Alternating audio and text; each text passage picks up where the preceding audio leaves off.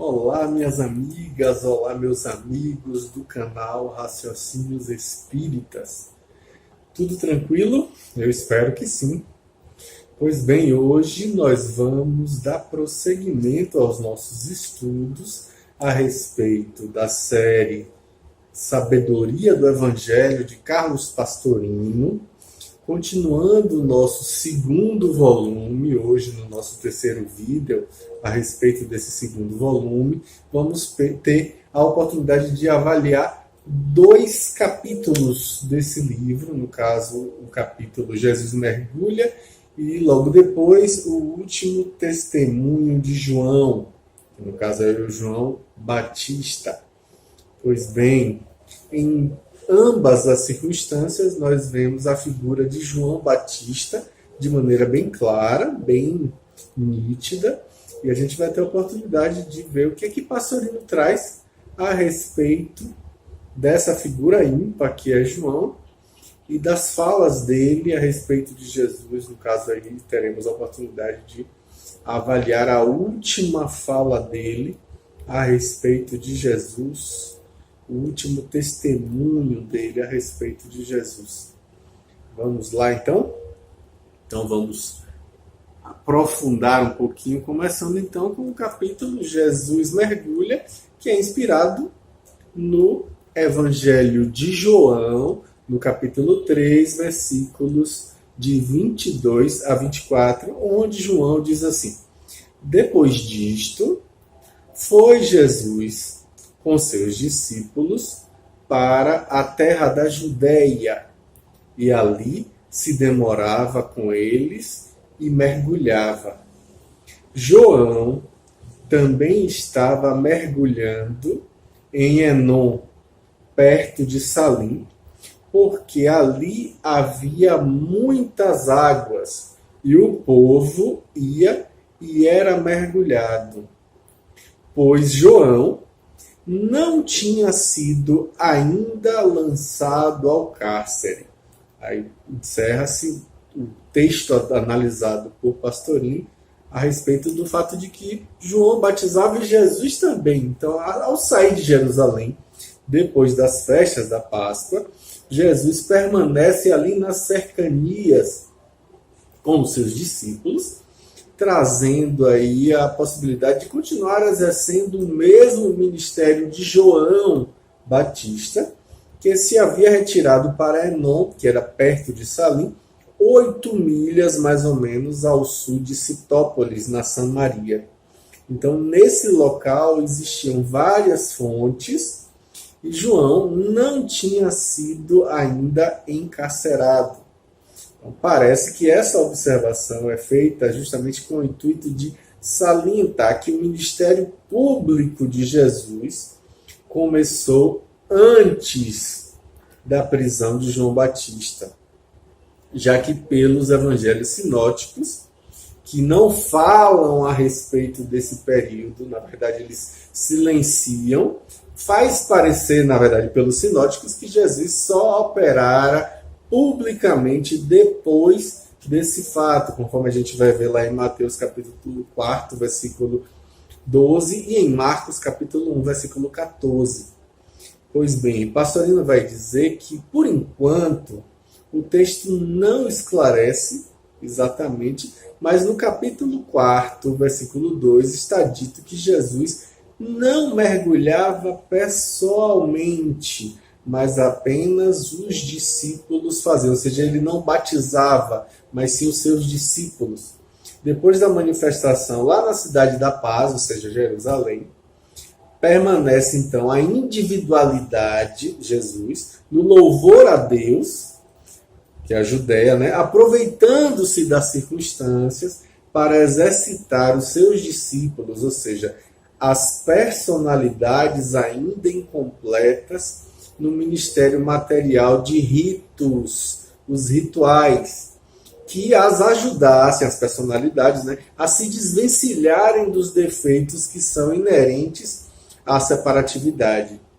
Então, elas tinham, assim, uma oportunidade de entrar em contato com o povo, com a massa, e de tanto repetir na necessidade da reforma mental da purificação, essas palavras que eram proferidas aí para os outros iriam gradativamente penetrando por endosmose, usando palavras de Pastorino, no próprio subconsciente desses discípulos, preparando eles na mentalização positiva para uma real libertação dos defeitos seculares. Olha que visão curiosa, né?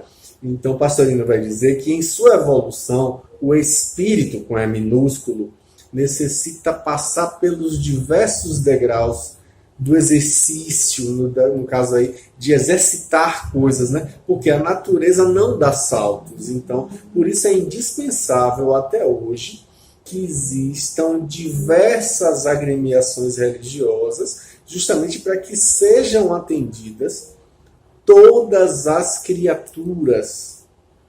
E aí Pastorino vai mais além, dizendo que é nos mais diversos graus de evolução.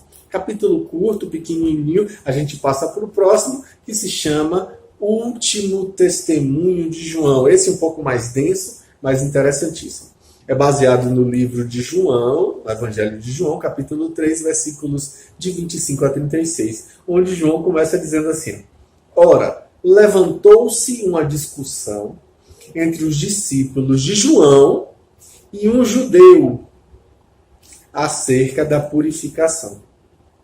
E foram ter com João e disseram-lhe, abre aspas, Rabi, aquele que estava contigo além do Jordão, de quem deste testemunho, eis que ali está a mergulhar, ou seja, a batizar. E todos vão a ele, fecha aspas. Respondeu João, abre aspas. O homem não pode receber coisa alguma se do céu não lhe for dada. Vós mesmos me sois testemunhas de que eu disse, eu não sou Cristo, mas sou enviado diante dele. O que tem a esposa é o esposo, mas o amigo do esposo, que está presente e o ouve, muito se regozija por causa da voz do esposo, pois este meu gozo está completo. É necessário que ele cresça e que eu diminua. Fecha aspas. O que vem de cima está sobre todos. O que vem da terra é da terra. O que vem do céu está sobre todos. O que ele viu e ouviu, disso dá testemunho, e ninguém recebe seu testemunho. O que recebeu seu testemunho, esse confirmou que Deus é verdadeiro. Porque aquele que Deus enviou fala as palavras de Deus, já que Deus não dá o Espírito sob medida. O Pai ama o Filho e tudo pôs em sua mão. O que crê no Filho tem a vida imanente. O que, porém, desobedece ao Filho não verá a vida, mas sobre ele permanece o acicate de Deus. Olha aí o texto mais denso, interessante, né? E aí Pastorino vai analisar esse texto dizendo que dessa atuação de Jesus é que nasce uma disputa de ciúmes entre os discípulos de João e um judeu, a gente não sabe exatamente quem, mas um judeu que disputa lá com eles, né? Então, o assunto era, na verdade, a purificação, que era um rito que os fariseus tanto prezavam e de que salientavam a parte material, ao passo que Jesus sublinhava aí, no caso, o lado espiritual. Então, os discípulos de João vão, então, reparar na ascendência cada vez maior de Jesus sobre o povo, justamente em prejuízo de João. E por conta disso, eles vão fazer uma queixa ao seu rabi, João. Embora reconhecessem que Jesus estivera com João além do Jordão, como a gente já viu aqui, né? Capítulo 1, versículo 28, e que o Batista dera testemunho em favor dele, também no capítulo 1, já no versículo 32. No entanto, a causa do ciúme justamente se manifesta contra toda lógica. Aí é colocado, né? Ele está a mergulhar, ou seja, a batizar, e todo mundo vai a ele. Ou seja, a expectativa era de suscitar uma espécie de protesto enraivecido de João por conta da concorrência desleal, se a gente pode falar isso, né? Como é humana essa cena, né? Em todas as épocas. A gente vê nitidamente que esse tipo de ciúme é absolutamente desnecessário. E a resposta de João Batista é magnífica em humildade, em consciência de seu papel na história, e encerra em si uma preciosa lição de espiritualidade. Ele diz: nada pode receber o homem se do céu não lhe vier. Ou seja, nada, seja bem ou mal, nada. Julgue-se pobre ou rico, né? Pobreza ou riqueza. Atribua-lhe o nome de poder ou de escravidão. Tudo vem do céu. Embora possa parecer que é justo ou injusto, por exemplo. Então, a pergunta que Pastorino fala é: quem é capaz de julgar se é justo ou injusto? Nós não podemos julgar, não podemos fazer esse tipo de coisa. O que nos parece bom pode ser mal, né? E vice-versa também, a gente sabe disso.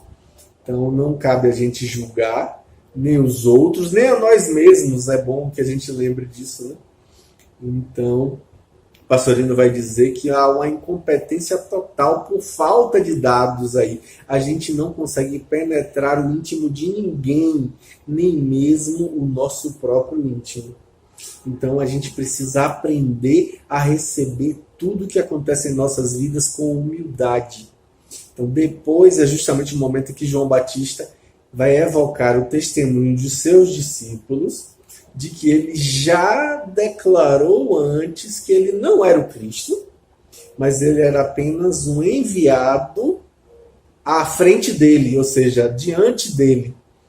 Então, quem tem a consciência da espiritualidade superior aí, jamais se fará passar por quem não é.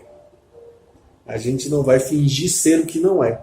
Embora, como a gente sabe, né, hoje pululam, como sempre pulularam, os supostos missionários divinos, os mestres, os discípulos apóstolos, né, todos se apresentam em seu próprio nome e, desse modo, assumem, de modo geral, uma atitude muito superior à da realidade e, como diz Pastorino, até mesmo forjando situações com o intento de engrandecer sua própria vaidade.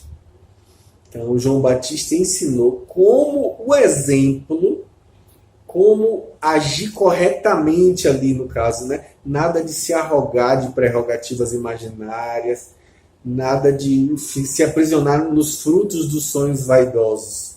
Então, a gente precisa apresentar aí, como ele apresentou, a alegoria muito elucidativa, né? Ele diz assim, que num casamento é o noivo que possuirá a noiva. No entanto, o amigo do noivo vai se alegrar ao sentir a alegria do noivo. Por quê? Porque participa integralmente daquilo ali. Então, João é o amigo que está radiante com a vitória de Jesus. Com o casamento de Jesus conosco, né, digamos assim. E não o concorrente que ele se entristece por ficar para trás ou qualquer coisa do tipo. Não, na verdade, como disse Pastorino, essa alegria atinge o grau máximo porque é mesmo necessário que ele, Jesus, cresça aos olhos do povo e que ele, o Batista, se vá afastando aos poucos, diminuindo a sua influência. Tal como a estrela d'alva, no paralelo que é trazido por Pastorino, né, que anuncia o sol e que depois se empalidece, morre, para deixar que o astro-rei envolva e fecunde o planeta Terra com o seu esplendor de brilho. E aí Pastorino vai mais além. Ele diz que João Evangelista, nesse momento, assume, então, a palavra na verdade, tece alguns novos comentários, comparando Jesus com o seu precursor, João Batista, né? O que vem de cima, o filho do homem, ou seja, Jesus, com o que vem da terra, o filho da mulher, ou seja, João. O homem liberto das encarnações, ou seja, da roda de Sansara na Índia, ou do Gilgul na Palestina, como a gente já falou aqui anteriormente, né? Com o que está ainda preso à roda fatídica do mergulho intermitente no ventre da mulher. Então, o que aí, obviamente, não exclui que esse último, no caso João, né, possa se encontrar já no seu último degrau, pronto a passar para um outro nível, como era o caso do que foi relatado anteriormente. A gente já falou sobre isso também de João Batista.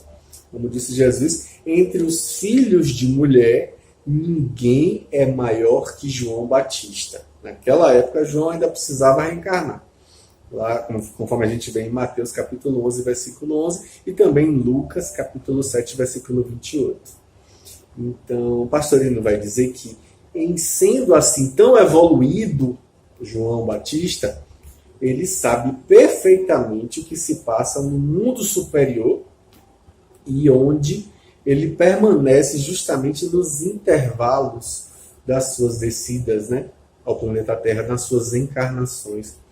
Porque ele se conserva desperto, ele se conserva consciente, e é provável, muito grande, já no plano mental ele está no nível de consciência mais amplo, né? Então, com isso ele consegue, ao reencarnar, recordar-se perfeitamente de tudo. E prova isso, no caso de João Batista, justamente, né, a alegria que ele teve quando ainda estava, entre aspas, prisioneiro no ventre de Isabel, quando reencontrou Jesus, conforme a gente vê no capítulo 1 do Evangelho de Lucas, nos versículos de 41 a 44, que a gente já analisou aqui. Então, por isso, o evangelista pode dizer com segurança, dá testemunho do que viu e ouviu. Ou seja, o Batista viu e ouviu e veio trazer o seu testemunho de que Jesus vem de cima, vem do céu, das regiões mais elevadas do Espírito. Mas aí, nesse momento, ele diz ainda, né, que ninguém recebe o testemunho de João.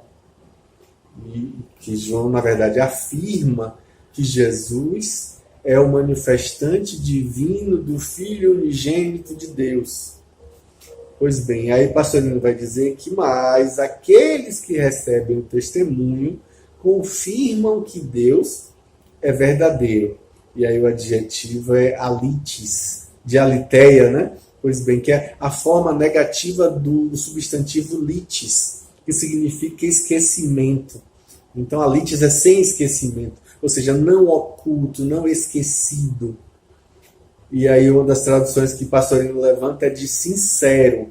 Então ele passa a falar de Jesus, na verdade dizendo que é o enviado, ou seja, o manifestante, cujas palavras são as próprias palavras de Deus, no caso o Deus interno, que ele exterioriza como ninguém, através dos puríssimos canais da sua humildade e do seu amor. E aí Pastorino vai dizer que isso se dá justamente porque quando o Espírito, com E maiúsculo, está uno com Deus, não existe medida de restrição. Não dá o Espírito sob medida. Ou seja, o Pai, que é o amante, ama o Filho, que é o amado, e tudo colocou em suas mãos. É aí que se declara a razão do livre-arbítrio, que foi, no caso, outorgado aos filhos de Deus e que tanto é respeitado pela divindade, que, na verdade, em nós reside. Cada um, palavras de Pastorino, conseguirá sua evolução na proporção da sua livre e espontânea vontade, com a duração maior ou menor, segundo o seu alvédrio, ou seja, segundo a sua livre vontade. Eu aprendendo palavra nova com Pastorino, alvédrio, livre-arbítrio, né? E é por isso que aquele que crê se unifica ao Filho, ou seja, ao Cristo interno, e possui a vida imanente, que nós falamos na semana passada sobre isso, né? A vida imanente em Cristo. Mas quem lhe desobedece, preferido a matéria, esse não participará da vida espiritual, mas sentirá sempre sobre si o acicate de Deus. E aí é bom lembrar, né, que acicate é aquele aguilhão que faz os bois morosos, os bois lentos, caminharem mais rápido. Acicate, então, moralmente falando, é a insatisfação que naturalmente vem do nosso íntimo, onde reside Deus, e que sempre nos impele a evoluir a bom ou mau grado, né? Querendo ou não, a gente vai evoluir. Então, se o quisermos, tudo bem, e se não quisermos, o embate contra a lei aí vai nos causar dores, vai nos causar sofrimentos atrozes, que por fim acabarão por nos fazer encontrar o caminho correto, né? Se a gente pode falar dessa maneira.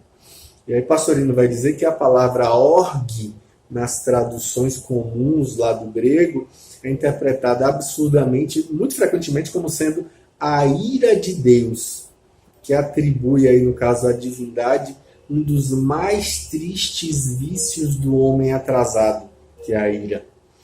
E aí Pastorino vai dizer que esse substantivo grego exprime literalmente, a palavra orgue, né, uma agitação interior que expande a alma.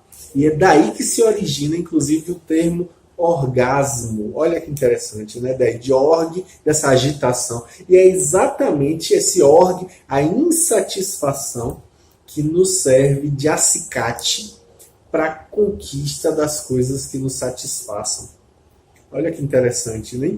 E aí, Pastorino diz que essa agitação provém do âmago do coração, ou seja, vem do Cristo interno que reside dentro de nós, que reside em nossos corações e que não deixa que a gente pare no marasmo da inação, que continua a nos impelir a buscar satisfações.